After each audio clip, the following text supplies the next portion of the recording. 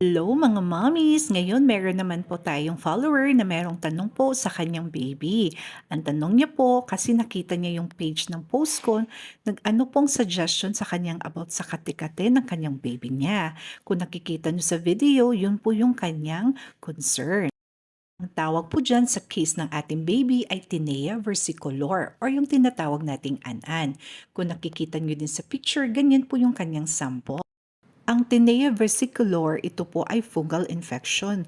Usually, ito po ay patches no, or discoloration sa balat nakikita po sa back chest, neck, or sa upper arms.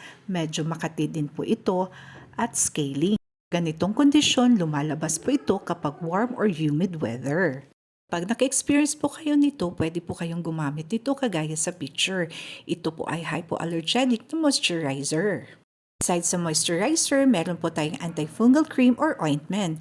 Kaya mas maganda po magpapacheck up tayo sa ating doktor or sa health center. Susunod ulit, angat ang may alam. Bye!